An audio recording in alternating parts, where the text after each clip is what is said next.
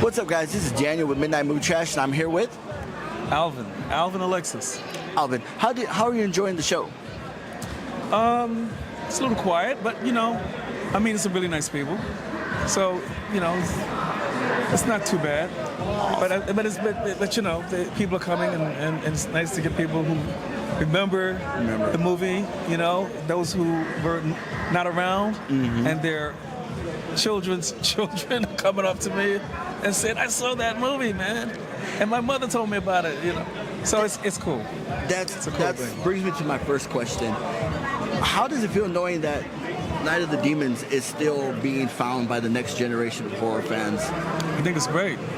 I mean, I never thought when we were making it that this would be like one of those films that would, 30-something years later, be still around, and people would be actually talking about it.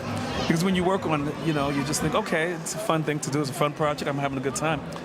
And meeting a lot of new people and, having a great experience. But if you had told me back then that this movie would have relevance today, I would have been like, you got to be joking. But it does. I mean, and I was happy that it has that, and people are still coming up, because I've done a lot of other things, and no one talks about that. So it's very meaningful that you have a committed fans that really, remember it. Yeah. And they say every Halloween, I look at this movie. Yeah.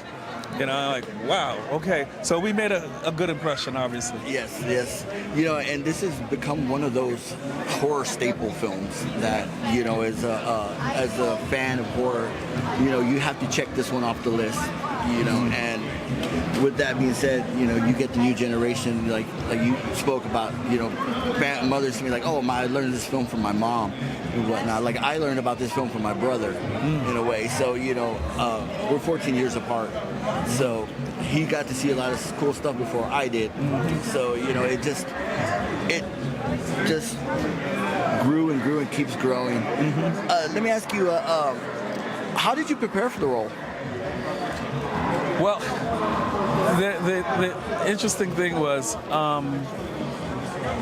I didn't really do a lot of preparation, in that when I read the script, after I auditioned and read the script, I thought, okay, as a trained actor coming from a theatrical background, for me it was just about who is he?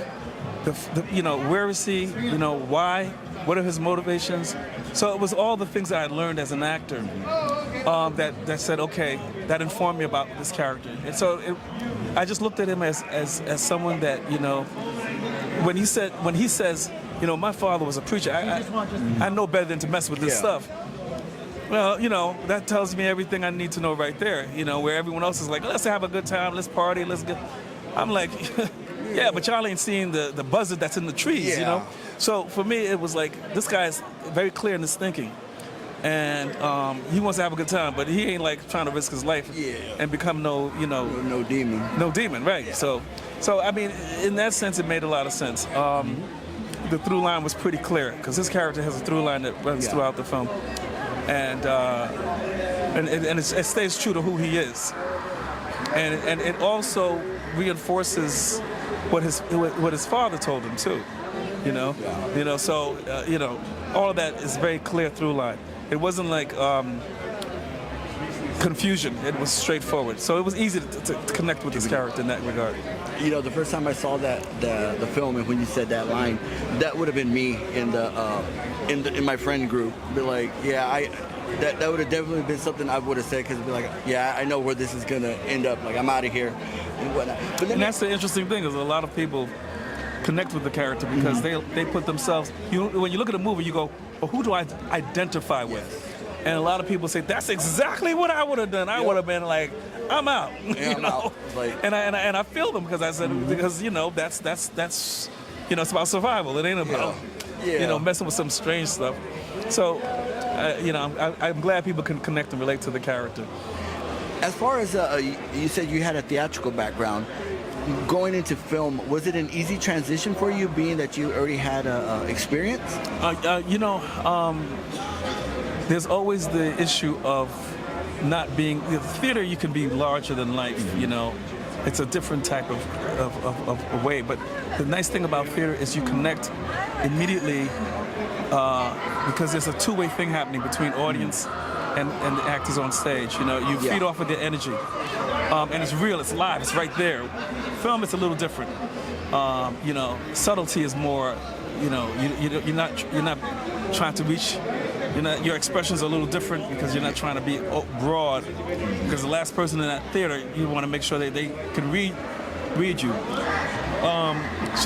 There is that you have to find that difference.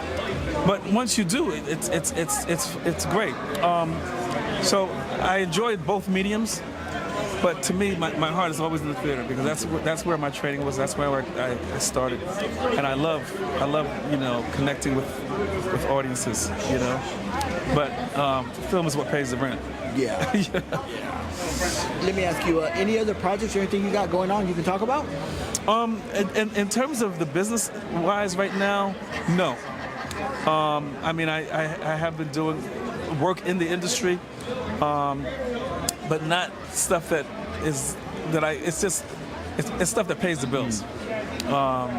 So that's something that I connect with.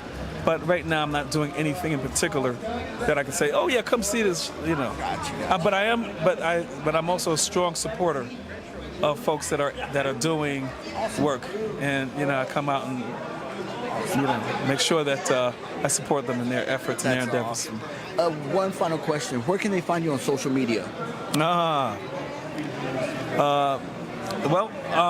am not like a regular but I'm on Facebook.